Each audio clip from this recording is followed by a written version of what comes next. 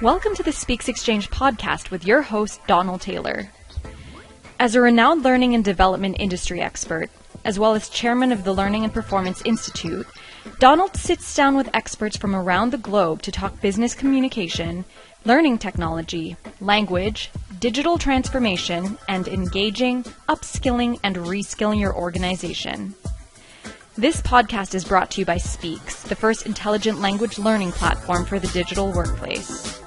Listen in and you might learn a thing or two. Welcome to this episode of the Speaks Exchange podcast with me, your host, Don Taylor. With me is Dr. Doug Belshaw, co-founder of the We Are Open Co-op. He's based in the UK, but really those few words don't do enough to introduce you to Doug Belshaw. So Doug, can you let us know something about yourself, please? Yes, of course, Don. Thank you. Well, I was born at a young age. And since then, I've grown up quite a bit. I guess you're interested in my professional Yes, side. I should have said, please tell us about your professional life. Otherwise, we could be here for a long time. So as you can hear, probably from my accent, I grew up and now live in the northeast of England. I was a teacher to begin with, a history teacher, and then I was director of e-learning in an academy, large academy in the northeast of England. Went to work for JISC, who I'm guessing some of your listeners will know of, Educational Technology and Higher Education. I then went to work for Mozilla, which is really important to what we're going to be talking about today. They're the people behind Firefox, but also they do lots of other things as well. And then I went to work for City and Guilds as a consultant. City and Guilds are a vocational credentialing body, quite old in the UK. And then I set up my own business and set up a co-op. And then I worked with Moodle quite a bit, the LMS provider. I helped them kind of establish a decentralized resource sharing social network. And then since last year, so since 2020, I've gone back to working full-time through the co-op that I founded 5 years ago called We Are Open. And we've got all kinds of clients from Greenpeace, Creative Commons, for-profit, non-profit, charities, all different kinds of organizations. So fair enough to say that you are based in both the world of open resources sharing and so on, and have a strong educational background. And these two come together in the world of badges, credentialing, and so on. Now, look, we've had a chat before this. We've gone over the topic. I just want to pin this down to begin with. Are we still calling them open badges, or is it something else now? Don, one time someone came to me when I worked at Mozilla. So I was on the open badges team at Mozilla, and they looked me in the eye and very seriously said to me, Doug, this will never take off unless you call them open medallions. And I tried not to laugh in their face. But what it highlights to me is that people have names that they want to give things. And at the end of the day, it doesn't really matter what we call these things that we're exchanging online, so long as they are established on a standard. Because The fact that they're established on a standard means that they are interoperable, to use the lingo, with one another, and that you can exchange them and display them and all that kind of stuff. So yes, it is still the open badges standard. Maybe we can dig into who stewards that now. It's not Mozilla anymore. But if you search for this on Twitter and online and whatever, you'll see terms like open badges, digital badges, micro-credentials, digital credentials, verifiable credentials that I'd love to talk more about. But yes, it is kind of a fracturing of the nomenclature, but the standard, which is all based on, is still called open badges, yes. Okay, so we have a standard, open badges. There are lots of different varieties of ways that people can put that over. Sadly, open medallion doesn't seem to have taken off as a terminology. I would be up for that. I'd want an open medallion. Can you tell us something about, not open badges, but this idea of credentialing with reference to open badges? What's the difference between credentialing and badges, and what makes a verifiable credential? That's a really interesting question. So I could talk about this all day. So that's why you're here, Duff. We like having people who know what they're talking about. So if you think about what a credential is, and we take it right down to brass tacks, okay? So what I'm trying to do when I've got a credential is I'm trying to prove at a distance that something is the case, okay? So you can imagine a Roman emperor sending a messenger with a scroll and his official seal, and it's kind of a credential to show that this is legitimate. On my wall, I have my doctoral certificate, which has a lovely hologram from Durham University, which proves that this is a verifiable credential or whatever. But when we're issuing badges to each other, are we always issuing credentials? So the argument that I would usually give, and other people who think in the same way that I do about badges. Not everyone does, and that's fine. Is that if you imagine this visually, the circle that is the badge is larger than the circle inside it, which is a credential. So not every badge is a credential. Some people would disagree with that. So it begs the question, well, if a badge isn't a credential, what is it? And there's a whole movement, especially in France, interestingly, around open badges being used for recognition. And in fact, if you go to openrecognition.org, you'll see a bunch of people in France and Canada and other places really start talking about, well, how can we recognize skills, qualities, dispositions, whatever, in other people in a peer-to-peer way, not in a hierarchical way, through that kind of badging. So they would reject that badges always have to be credentials. I'm very interested this is coming out of France with its dirigiste tradition. We think of Napoleon decreeing the whole of France should use the metric system rather than the local systems they were using, and very successfully.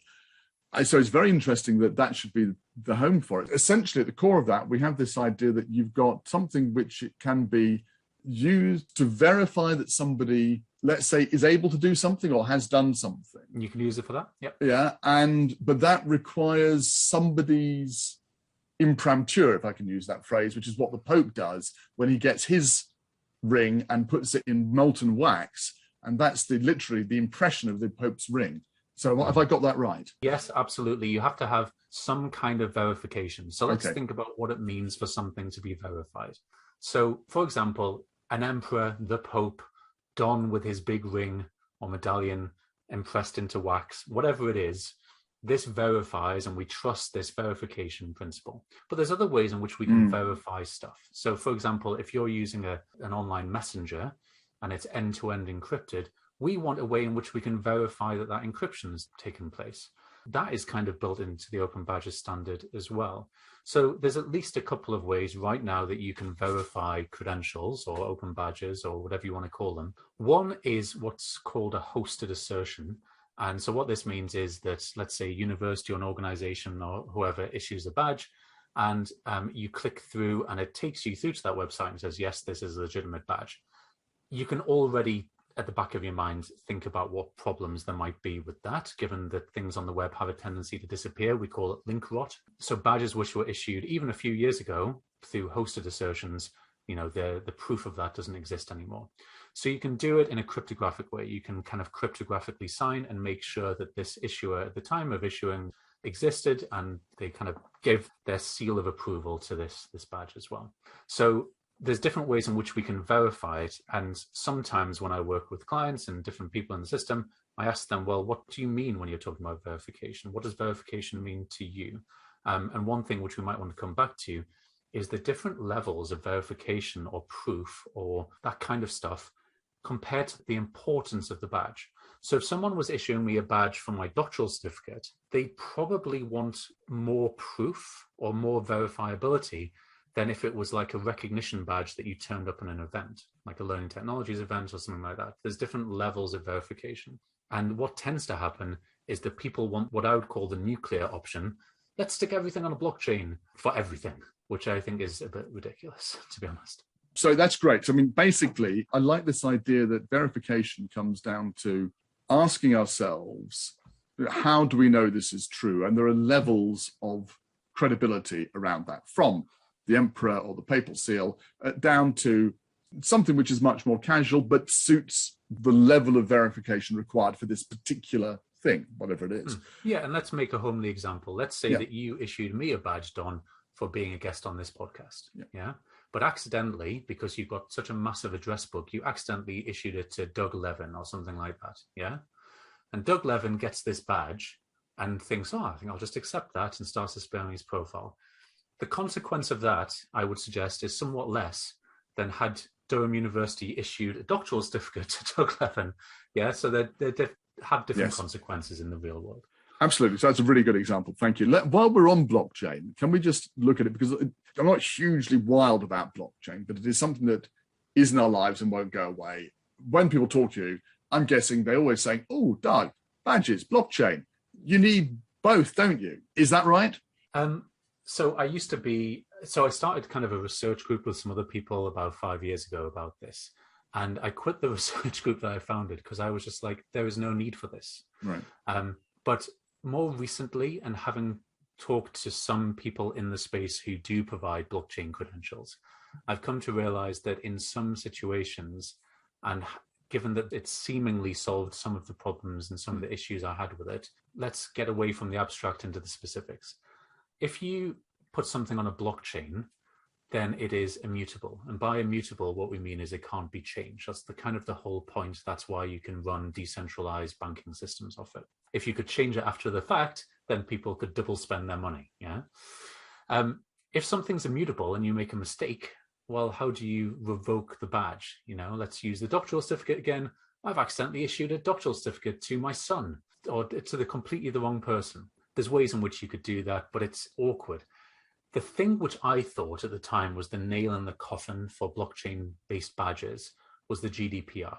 Mm-hmm. Because the GDPR means that you kind of have a right to be forgotten and a right to remove your data and to make it more private.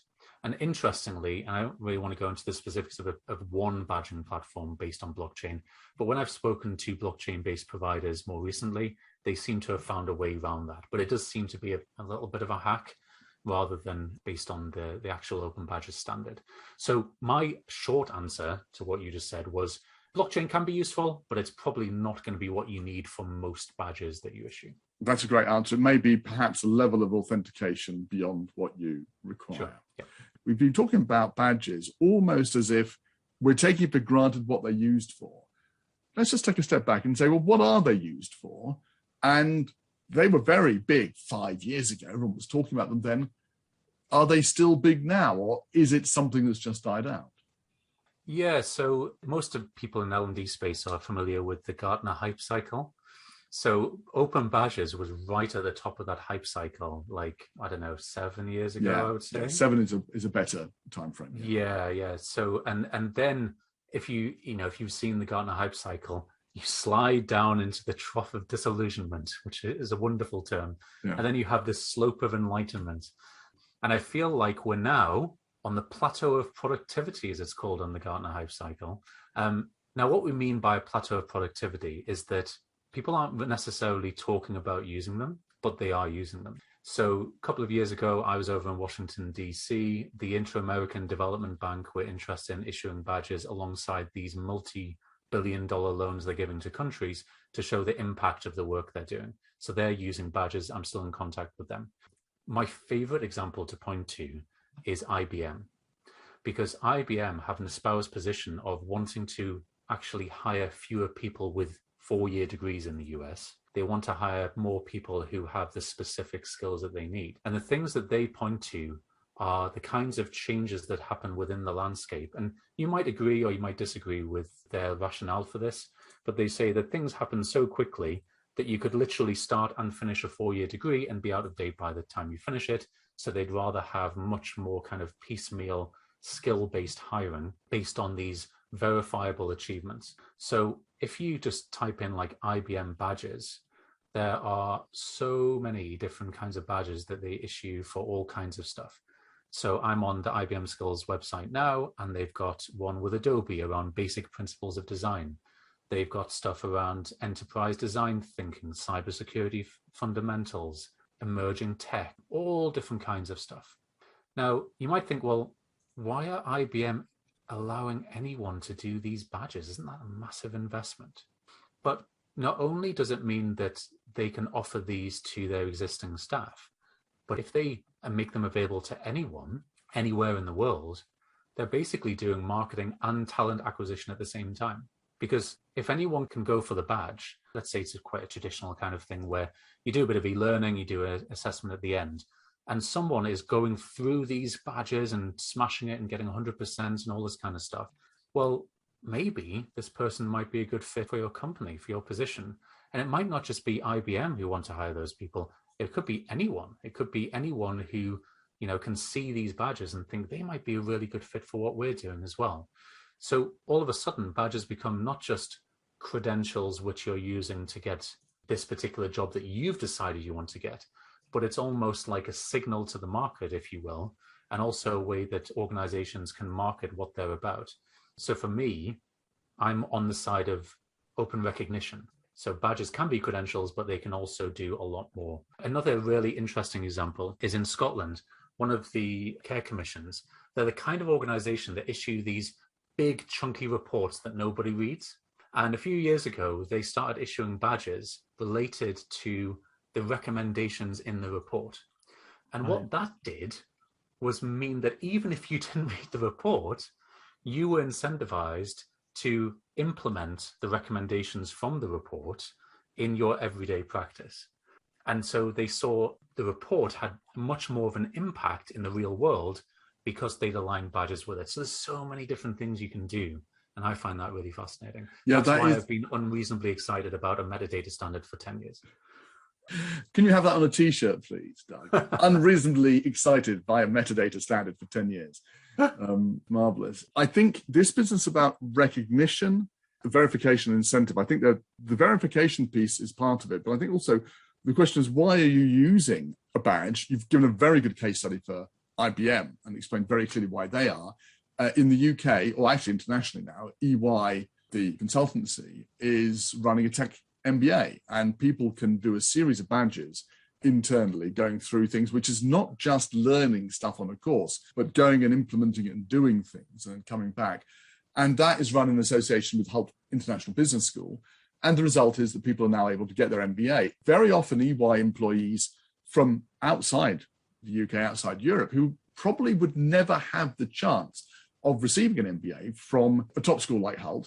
And they write into the chap who invented it, Riaz Shah, being absolutely full of support, saying that he's changed their lives with this. But the whole thing is built on this series of badges, which they put together in order to get to the MBA. And it's, like I say, it's very practical stuff. It's not just that you sit through a bunch of courses. So in both of these cases, the IBM, well, the Scottish report, the IBM, you and the EY one, you mentioned this point about badges acting as an incentive. Is it the case that whether it's recognition by other people or incentive for yourself to go and do something, that in both cases, badges should be verified? Because if they're not, then there's less incentive. If there's not, then the recognition won't be as strong because people will say, I trust this badge less because I can't verify it. Does verification underpin both of those aspects of a badge? Yeah, and again, it's different. What are people impressed by at the end of the day? Like, what causes people to go, Well, what was really interesting for me was that I got my doctorate at the same time, literally the same time as starting at Mozilla. And for me mentioning that I'm Dr. Belshaw in a non-academic setting didn't mean that much. Whereas saying that I'd worked for Mozilla was almost like a credential by itself. So being able to prove that I work for Mozilla is professionally useful to me. And I can do that through badges. I can do it by pointing to things that I've done on the web, YouTube videos where I've spoken at events and it's got a Mozilla thing, whatever. So we already kind of do this, when we're trying to get people to understand what we're talking about here and verifying things and aligning ourselves. We talk about, well, you choose the car you drive, you choose the way that you dress in different situations, you're sending out signals. And if you think about badges as signals, that's quite interesting too. You mentioned motivation kind of in passing there. One thing which I think is really interesting is that people often think that badges in and of themselves will motivate people to want to do stuff. And I'd just like to kind of deal with that right now for two reasons. Firstly, if we remove the badge and just imagine that we're going back to paper, we would never say, oh, well, maybe if we give people certificates, maybe that will really motivate them to do stuff. That would sound a bit ridiculous, but yet people think if it's badges, because online it must be cool and people will be interested. The second thing is that there's some really important research in psychology into crowding out intrinsic motivation. So some people think about intrinsic and extrinsic motivation as a binary. Some people think as a spectrum. I think more like a spectrum. But if you think about the two ends of that spectrum, if somebody is intrinsically motivated to do something, and all of a sudden you come along with an extrinsic motivator, the psychological research shows that what it does is it crowds out that intrinsic motivation, and all of a sudden that goes to the wayside, and they're just after they're chasing after the shiny thing now, and they just want the recognition. So it's important when you're badging stuff to recognize what people are already motivated to do, and maybe not just stick a badge on it because it sounds cool. It's a very good point. And actually, we should add that it may even act as a disincentive because there is lots of research to suggest that if you, for example, offer to pay somebody for doing something, even if it's quite a small amount, that they were going to do anyway out of the goodness of their heart, they will not only not want the money, but they'll also be less inclined to do it in the first place, because now you've put a price against something which they believed had some sort of value above any price. So I think it's a perfect example of that.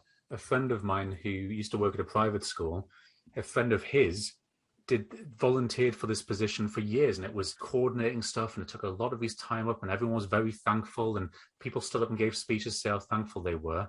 And then they decided in a reorganization, it was now going to be remunerated, and they put a really low figure on it, and he resigned. He would have been doing the same thing, but getting paid for it. But that wasn't the point. He resigned because it pulled away the motivation for him and made him think it was a slap in the face. Yeah. Exactly. Let's come back to this business of verifiable credentials, because we've been talking about verification. We've been talking about the role of badges and how they can be used very effectively for different things, or perhaps we shouldn't use them at all. But when we've been talking about this in the past, Doug, you've been talking about verifiable credentials, and I'd like to just clarify in people's minds, what's that in contrast to open badges? Okay, so in the L'Oreal adverts a few years ago, they used to say, "Here comes the science bit." In 2017, IMS Global Learning Consortium took over the stewardship of badges from Mozilla. And stewardship, we have a very international audience. Stewardship means looking after something, yeah? Yeah, making sure that the standard it's looked after and developed further. Yes, that's the main thing. So this organization, IMS, is looking after the standard, maintaining it, and continuing to develop it. Yes. Now, IMS Global Learning Consortium is a non-profit organization that works globally on a lot of different standards, and you pay to be a member, an organizational member of IMS Global Learning Consortium, and that gives you access to have a say in how the standards are developed. Okay, that is very different to the way that things were done in a community way at Mozilla. So over the last few years, there are lots of standards in the world. If you're a man who travels around the world, you must take plug adapters with you a lot, and you have to plug different things in, and you have standards for how things connect and whatever. And one of the marvels of the modern age is that we can use any web browser and go to any website and it just works, which didn't used to be the case 20 years ago. And we can do that because the World Wide Web Consortium, the W3C as it's known, has all of these standards, and people who work for Google and Microsoft and other smaller companies can come together and say how the web should develop further and make sure that everything works. The W3C has what is now known as the verifiable credentials standard. And it's kind of been resurrected, and it's quite a new thing. And the thing that's really exciting about this is that we live in a world where we increasingly need to be able to prove digitally who we are and unlock stuff. And you can think about this on a reasonably trivial level, like the fact that I haven't taken a normal like leather wallet out of the house for over a year now, and I always pay on my phone. Like that is a form of credential, a payment credential. So what we're doing here potentially is aligning open badges with this much larger standard in terms of verifiable credentials. And it also takes this standard and lifts it up outside of the world of IMS. This has been controversial. It continues to be controversial. At the time in which we're speaking, it is unsure as to which way things will go. There will continue to be a standard in which you can issue badges, but whether it aligns with this kind of newer verifiable credential standard or whether it gets subsumed another IMS standard is open to debate. If you're thinking about issuing badges, this won't really affect you that much because all the different providers which you would use, like Badger and Credly and Accredible, they will use whatever standard emerges from this, and you'll be able to use them just as you can do now. But for those who are interested in the technical details, there's loads of interesting work going on. And the thing which I'd point to specifically is when you've got a technical standard, you've also got a culture of assumptions around it about how they will be used. And IMS is firmly in the kind of formal education camp, but open badges didn't come from that world. It came from a much more informal learning world. So there's a little bit of fire and ice going on here. And it's fascinating for those of us who are grabbing popcorn and sitting by the side and seeing what's going to happen. If anybody's in any doubt that badges are important and there is a market out there for them. Can you give us some numbers, Doug? Yeah, so it's really difficult when you've got a decentralized standard. So if you've got a centralized standard, then you can just look and say, okay, well, this is how many things have been issued. When you've got a decentralized standard where there's no one in the middle counting things up, you kind of have to guess. Now, IMS did this last year, and they decided it was about 43 million badges had been issued. Wow. But if you go to the Credly website, they've already issued 40 odd million by themselves. So there's tens of millions of badges, definitely. IBM claimed to have issued, something like 200 million or something. It's insane. So huge numbers of badges. It might be worth talking about the size of the market. So I get emails and pings and all this kind of stuff, people who are writing reports on this. And about 18 months ago, this is from LinkedIn, Holon IQ said that the micro and alternative credential market is one of the fastest growing markets in education and education technology. And they reckoned it was worth about $9.9 billion. And I can break that down if you're interested. Go on, that's a big number. So if we think about online courses and badges, so we're talking about those issued by kind of Coursera and Degreed and edX and LinkedIn and people like that, they reckon that's worth about $3.8 billion. If we go to professional certifications, so this is people like Kaplan or AWS doing technical professional certifications, that kind of thing. It's about 2.9 billion. And it could be like lawyers and nurses and finance and stuff like that as well. The next one, which is usually the one that people talk about the most, I would say, which is online kind of non-degree certificates, post-secondary micro-credentials. That's what people tend to talk about. Again, this might be specific institutions like Georgia Tech, or it might be like FutureLearn, which I'm sure a lot of you are aware of, or organizations like that. That's about 2.3 billion. And then there's boot camps. So like the Learn to Code movement or anything like that, that's about 0.9 billion. But again, this is 18 months ago and it's growing all the time. We've had a pandemic since then where everything's moved online. So 9.9 billion is a low ball estimate of how massive this market is. So it's starting at 10 billion 18 months ago, and one of the fastest growing, Holon IQ was saying. So this is something which, even if you are skeptical about badges, you have at least got to inform yourself about. So Doug, if people want to know more about this, where should they be going? There's lots of places you could start. You could start with the issuers themselves. So you could go to the openbadges.org website, which is run by IMS Global Learning Consortium, and click through to the individual issuers. The co-op that I'm part of runs a wiki using the same software as Wikipedia. That's just a badge.wiki. And you can also, if you just search my name and open badges, you'll come up with a load of stuff as well. And maybe we can stick some stuff in the show notes. I will put some great links drawing on that in the show notes, Doug, because I suspect a lot of people who have been listening to this have their interest galvanized and want to go further. Thank you so much. Like you said, you could talk about just one aspect of this for an entire day. I know there's a vast amount we could learn from you, but we have to wrap up. But we always end the show with the same two questions. What do you wish you'd known, and what are you curious about? So firstly, what do you wish you'd known when you started in this whole field, Doug?